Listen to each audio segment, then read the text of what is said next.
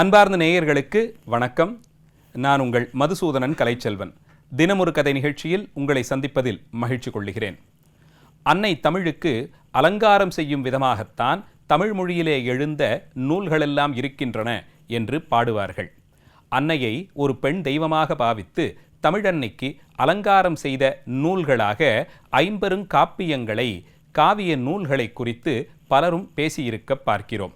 அது ஏதோ ஒரு அமைப்பாகவே இந்த 5 நூல்களும் அணிகலன்களின் பெயரிலேயே அமைந்து விட்டன. அதனால் இவை 5ம் அன்னையை அலங்கரிப்பனவாக கருதப்படுகின்றன.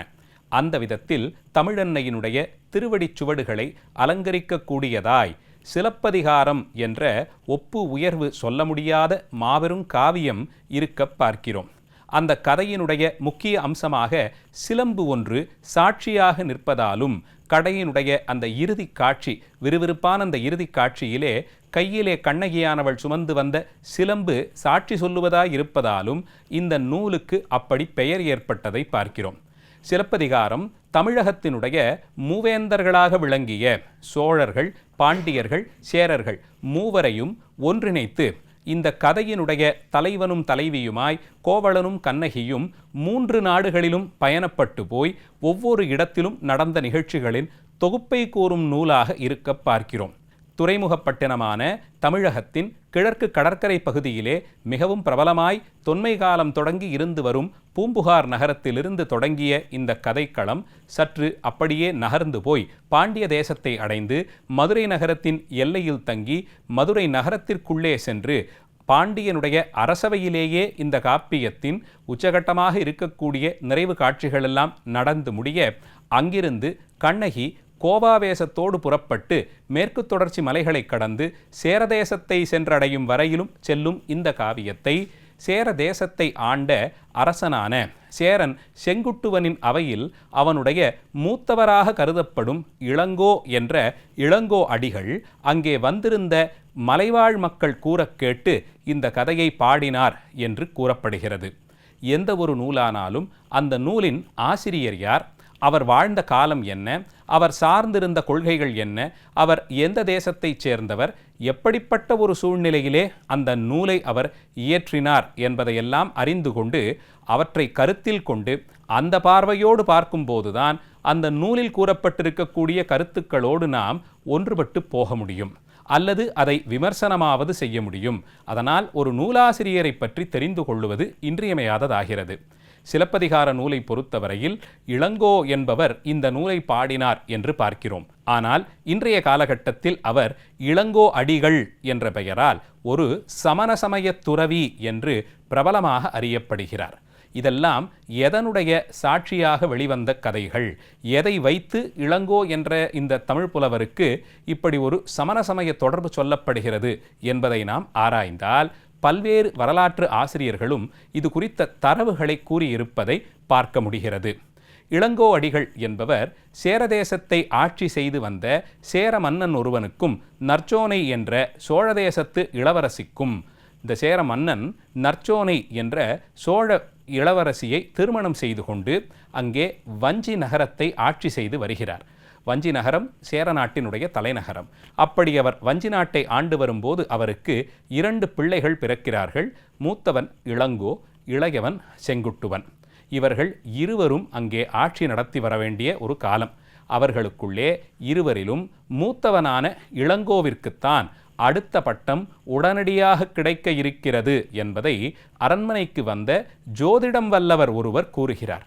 இதை கேட்ட இளங்கோ, ஜோதிடமாகிற இந்த சாத்திரத்தை உண்மை என்று கொள்ள வேண்டிய அவசியம் இல்லை, அதனால் நீங்கள் கணித்து சொன்ன அந்த செய்தியை, நடக்க இருக்க வேண்டிய காட்சிகளை நான் வலிந்து மாற்றுகிறேன் என்ற எண்ணத்தில் தனக்கு அரச பதவி வரவேண்டியதாய் இருக்கக்கூடிய அந்த ஜோதிட சாத்திரத்தின் முன்னறிவிப்பை பொய்ப்பிக்கும் விதமாக அவர் சமண சமயத்தை சார்ந்து, ஏனென்றால் சமண சமய துறவியானவர்கள் எல்லா விதமான பற்றுக்களையும் துறந்து ஆசாபாசங்களை வென்றவர்களாக அறியப்படுபவர்கள்.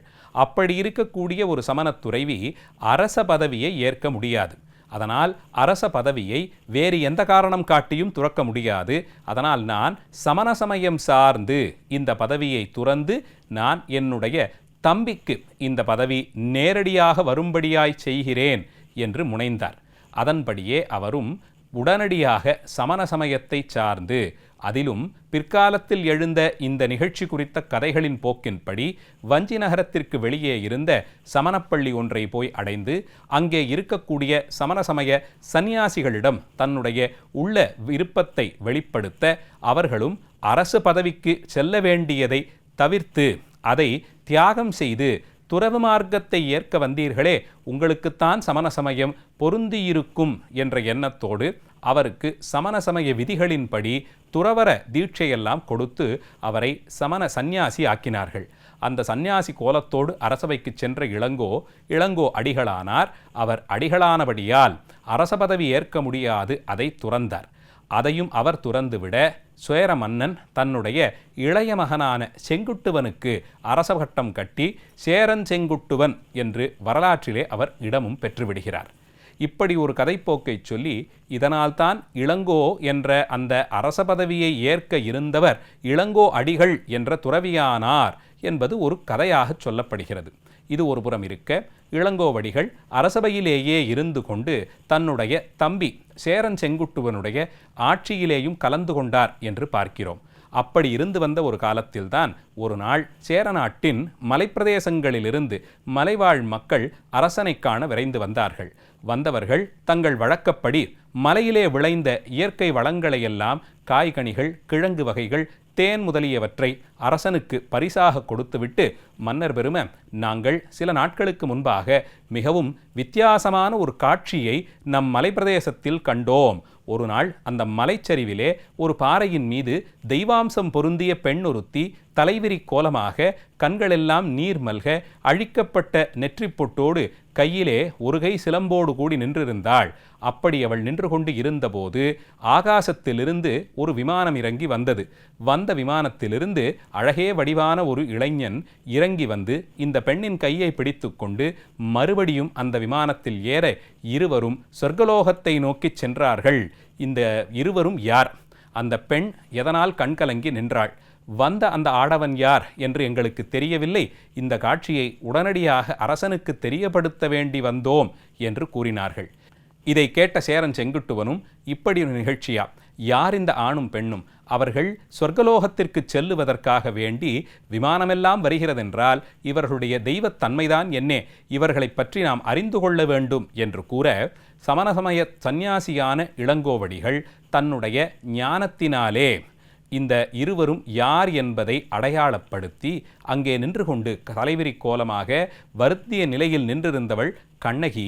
இவள் புகார் நகரத்தில் பிறந்து மதுரைக்கு தன்னுடைய கணவனான கோவலனோடு வந்து பாண்டியன் தீர விசாரிக்காமல் வழங்கிய தீர்ப்பினாலே கோவலன் படுகளம் கண்டு இறந்துபட்டு போக இவள் தனியே சென்று பாண்டியன் சபையில் வழக்குரைத்து நீதியையும் பெற்று, நீதி தவறிய பாண்டிய மன்னனும் அவன் நாடும் நெருப்பிற்கிரையாகட்டும் என்று சாபமிட, அவளுடைய பத்தினித்தன்மையின் வெளிப்பாட்டால் பாண்டிய நாடே அழிந்துபட்டு போனது என்று கூறி, அவள்தான் நம்முடைய தேசத்திற்கு வந்து இங்கே சேரதேசத்து மலைகளிலே திரிந்து அவள் இறைவனுடைய அருளாலே பத்தினி தெய்வமாக உயரப்பட்டு அவளை வந்து சேர்வதற்கு அவள் கணவன் புஷ்பக விமானத்தில் இறங்கி வந்து அவளையும் அழைத்து கொண்டு சொர்க்கலோகத்திற்கு சென்றான் என்று சிலப்பதிகார கதையை சொல்ல, இப்படிப்பட்ட அந்த பெண் தெய்வத்திற்கு அவள் இறுதியாக வந்து நின்ற சேரநாட்டின் மலைப்பிரதேசத்தில் எங்கே அவள் தன்னுடைய கணவனை சென்று அடைந்தாளோ அங்கேயே அவளுக்கொரு ஆலயம் அமைக்க வேண்டும் என்று சேரன் செங்குட்டுவன் விழைந்தான் என்று கூறப்படுகிறது. இப்படி கூறப்படும் இந்த கதையிலே சில கால வரையறை மாற்றங்கள் இருப்பதாலே, உதாரணத்திற்கு சிலப்பதிகாரத்திற்கு முன்பாகவே சங்ககாலத்திலேயே பாடப்பட்ட பதிற்றுப்பத்து என்ற நூல். இந்த நூல் சேர மன்னர்களுடைய அரசு திறப்பையும் அவர்களுடைய வம்சாவளியையும் புகழ்ந்து பாடக்கூடிய நூல். அதிலே செங்குட்டுவன் என்ற பெயரில் ஒரு சேர மன்னன் அறியப்படுகிறான். ஆனால் அவனுக்கு உடன் பிறந்தவராக இளங்கோ என்ற பெயரில் ஒருவர் இருந்ததாகவோ அல்லது அவர் சமண சமயத்தை சார்ந்து இப்படி ஒரு நூல் எழுதியதாகவோ அறிய முடியவில்லை. அதனால்தான் ஆராய்ச்சியாளர்கள் அப்படி முக்கியமான நூல்களில் கூட நேரடியாக குறிப்பில்லாமல் பிற்காலத்தில் நம்பிக்கை சார்ந்ததாக வரக்கூடிய இளங்கோ என்ற இந்த புலவர் சமண சமயத்தை சார்ந்தார் என்பன போன்ற கதைகள் பின்னாளில் சேர்க்கப்பட்டதாக இருக்கும் என்று கருதுகிறார்கள். இதோடு கூடி இந்த இளங்கோ அடிகள் கஜபாகு என்றழைக்கப்படும் இலங்கையைச் சேர்ந்த அரசனோடு அங்கே ஒரு வழிபாட்டு நிகழ்ச்சியிலே கலந்து கொண்டதால் கஜபாகுவினுடைய காலம் கணக்கிடப்பட்டு அதனால் இவர் சங்ககாலத்தை சேர்ந்தவராகத்தான் இருக்க முடியும் என்றொரு யூகத்தையும் முன்வைக்கிறார்கள். ஆனால் அந்த யூகமும் பதிற்றுப்பத்தில் இவரை பற்றிய குறிப்பில்லாததாலே அடிபட்டு போய்விடுகிறது. சிலம்பை பொறுத்தவரையில் அதை யாத்தவர், அதை எழுதிய புலவர் இளங்கோ என்ற பெயரால் அறியப்படுபவர், அதில் மாற்று கருத்து இல்லை. ஆனால் அவர் சமண சமயத்தை சார்ந்ததும் அவர் இளங்கோ அடிகள் என்று அடிகளாக உயர்ந்ததும் அவர் சமய நோக்கோடு கூடி இந்த நூலை செய்தார் என்பன போன்ற கருத்துக்கள் அடிப்படையில் தீர்க்கமான வரலாற்று ஆய்வுகள் இல்லாமல் பிற்காலத்தில் எழுந்த நம்பிக்கை சார்ந்த கதைகள் என்றுதான் கொள்ள முடிகிறது. எதெப்படி போனாலும் வரலாற்றிலே இது போன்ற பக்கங்களும் சுவாரஸ்யம் நிறைந்ததாகவே இருக்க பார்க்கிறோம்.